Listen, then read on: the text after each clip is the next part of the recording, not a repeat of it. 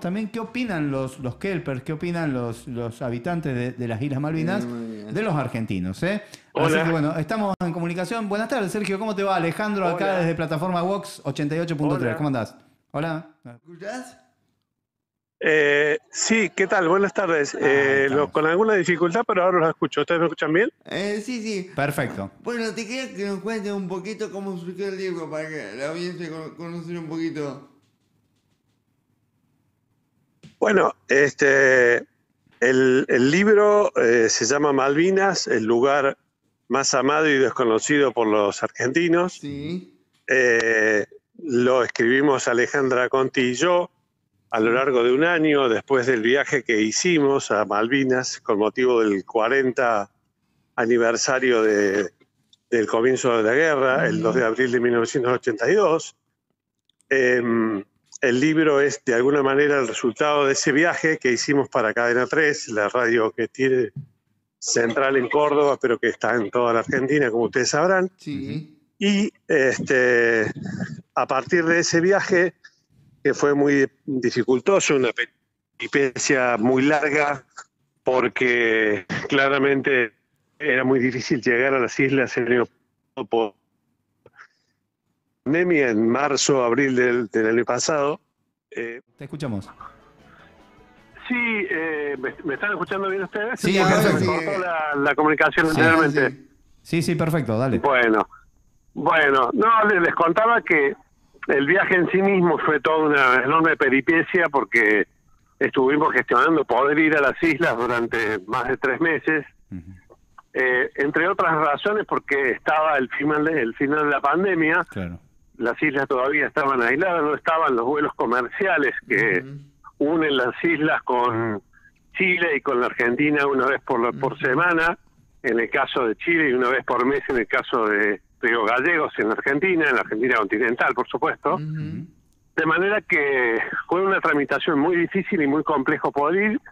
Para poder viajar tuvimos que ir no directamente desde la Argentina continental a Malvinas, como se hace habitualmente ahora todos los sábados, sino viajar a Londres desde Buenos Aires, después desde Londres ir a una base militar que queda cerca de Oxford, y desde Oxford desde esa base militar tomar un vuelo charter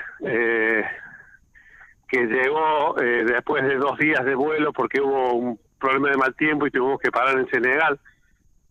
Y luego de haber hecho toda esa gestión de 3 meses y ese viaje muy largo, que equivale a dar la vuelta al mundo en cantidad de kilómetros, estuvimos 5 días en cuarentena, encerrados Alejandra y yo en un departamento, yo y todos los pasajeros que llegamos en ese vuelo, hasta que finalmente empezamos a hacer nuestro trabajo. De ese trabajo que hicimos en las islas, más la muy valiosa experiencia que mi compañera de libro y mi compañera de vida, que es Alejandra Conti, tiene, porque es una periodista que ha ido muchas veces a Malvinas, en total 6 viajes. Mira vos. Está este libro que de alguna manera lo que pretende plantear o contar es qué son las islas hoy, qué se pueden ver en ellas, de qué vive la gente, cómo vive, cuántos son, qué pasó en las islas en los 41 años posteriores a la guerra de 1982. En definitiva, bueno, contar lo que pasó después de la guerra y tratar de contarle a los argentinos y a nosotros mismos una realidad que, como dice el título del libro, es desconocida para la mayoría de los argentinos. Sergio, cuando vos llegaste al territorio, los habitantes, ¿cómo fue el vínculo? ¿Cuántos habitantes hay? ¿Cómo fue tu primer contacto, digamos, con el territorio? Bueno, los isleños son actualmente 3.800. A esta población es la población estable. Hay además alrededor de 1 millar de personas en la base militar de Montplesen. Los isleños tienen un buen nivel de vida a partir de los cambios que se operaron después de la guerra. Durante estos años han logrado un sustento económico, especialmente a partir de la licencia de pesca que los isleños le otorgan a empresas de otros países para pescar en aguas argentinas, pero que Gran Bretaña tiene al igual que las islas, ocupadas en forma por la fuerza, de manera que eso le permite a los isleños tener un nivel de vida mucho mejor que el que tenían sus ancestros antes de 1982, antes del conflicto de 1982. Y hay una relación que ha ido empeorando con el tiempo a partir de la guerra y a partir de los años que han pasado y de los cambios de generaciones que están sucediendo a lo largo de todos estos años. ¿A vos te parece? Buenas tardes, Sergio. Alejandro, ¿cómo andás? ¿Qué tal? ¿Cómo estás? Bien, bien. ¿A vos te parece que es lógico por ahí que para las personas que eran a lo mejor jóvenes o niños ahí y que vivieron la guerra, me imagino que deben tener algún cierto resquemor contra los argentinos en general, porque, claro, ellos por ahí no conocen mucho la historia, era su territorio y de repente que venga gente extraña a ocupar las islas, una guerra y todo eso que conlleva, ¿no es cierto? Pero en líneas generales, ¿qué saben ellos de nosotros como argentinos? Ellos nos tienen muy presentes, viven muy pendientes de las noticias de la Argentina respecto de Malvinas, todo lo que se diga sobre ellos en la Argentina los tienen muy presentes, especialmente las cosas que a ellos les parecen negativas o contraproducentes para sus intereses. Tengamos en cuenta que los isleños tienen muy definida su idea de ser británicos y de pertenecer al imperio británico. No desean ni mucho menos tener vinculación o correr lo que ellos llaman el riesgo de ser argentinos, y viven permanentemente haciendo lobby en Londres, en Gran Bretaña, para tratar de garantizar que Gran Bretaña no vaya a modificar el estatus de soberanía que Gran Bretaña, que decir, nunca ha querido negociar con la Argentina, más allá de las oportunidades que pudieron haber surgido en el pasado. Vos sabés que yo le contaba acá a mis compañeros de que en su momento mi mamá, que ya falleció hace unos cuantos años, tenía la idea de que a las Malvinas había que recuperarlas yendo a tomar mate, o sea, instalándose, esto obviamente antes de la guerra, ¿no es cierto?, instalándose efectivamente como argentinos, y que era la forma más lógica de recuperar el territorio, porque uno no puede recuperar un territorio que después no quiere habitar o no está interesado en habitar. Y es entendible que a lo mejor los isleños, los kelpers, que quieran seguir viviendo ahí, o ellos vivirían en otra parte de Gran Bretaña si les ofreciera. Bueno, te diría en principio que tu mamá tenía mucho sentido común y que seguramente ese podría haber sido un camino, aunque no exactamente ir a tomar mate, pero podría instalarse, esa es la historia, digamos. No, pero por eso, lamentablemente, a partir de la guerra eso se volvió realmente imposible. Hay que tener en cuenta una cosa que es muy importante. Las familias de isleños que viven en las islas viven desde 1850. La mayoría de nosotros, argentinos, vivimos a través de nuestros descendientes, llegamos como nuestros ancestros vivieron aquí en 1880, 1970. Claro. La mayoría de la inmigración argentina se produjo a partir de esos años hasta bien entrado el siglo XX. Quiere decir que los isleños tienen más años que la mayoría de nosotros. Digamos, las familias que viven ahí, claro. Ellos vinieron hace 2 o 3 años a vivir en las islas. Viven hace muchísimo tiempo en las islas, lo cual también hace o reconfigura la idea de que esa gente está ahí de paso. No está de paso. Sienten ese suelo como propio, como lo sentimos nosotros, sentimos nuestro país. Por derecho, digamos, ¿no es cierto? También nosotros por derecho. Pero cuando ahí te va a hacer una consulta mi compañero Manu Justi. Hola Sergio, Manu, aquí te saluda de aquí, de Rosario, Radio Vox 88.3. Sobre todo, preguntarte más que nada con el tema, no solo el caso Malvinas, sino también el caso de los kelpers.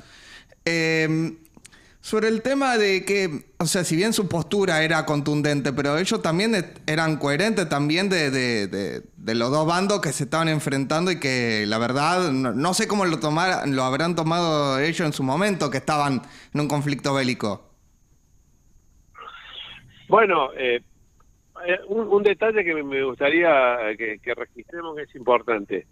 Actualmente el 60% de los isleños no había nacido en 1982, o sea, no tiene recuerdos personales de la guerra, sino que sus familiares le han contado lo que pasó en ese momento. Claro. Pasa lo mismo con los argentinos. El 60% de los argentinos no había nacido en 1982, de manera que también tiene un registro de la guerra respecto de lo que le contaron.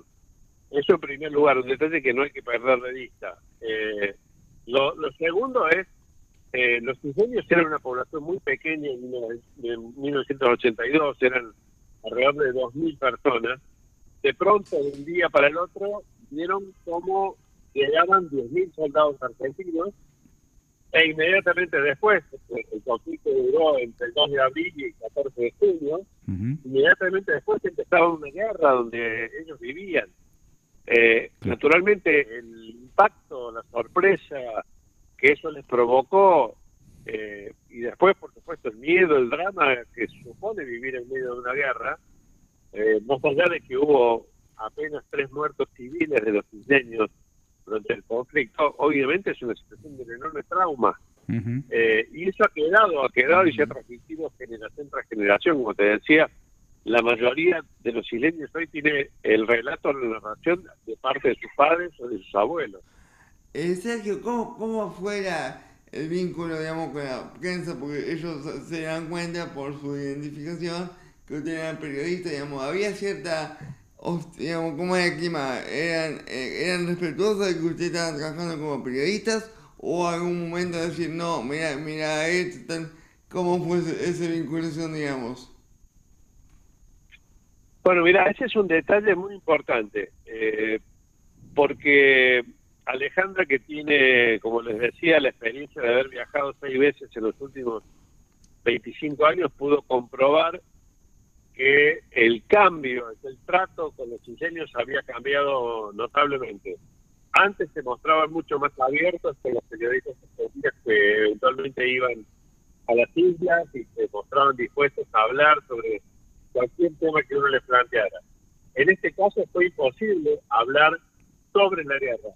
Tuvimos un trato respetuoso, cordial, no teníamos ningún inconveniente de trato personal con ninguno de ellos, pero claramente cuando tratamos de hablar con isleños comunes y corrientes, digamos así, no las autoridades nos recibieron, hicieron declaraciones, las personas comunes habían, digamos, de alguna manera un acuerdo, algo así como un acuerdo tácito para no hablar con los periodistas que estuvimos el 2 de abril del año pasado, claro, por motivo de los 40 años, que éramos simplemente Alejandra y yo por Cadena 3 y Hugo Alconada-Mon por el Diario de la Nación. Esos fueron los únicos 3 periodistas que después de todas estas gestiones que les dije al principio, pudimos llegar a las islas en ese momento.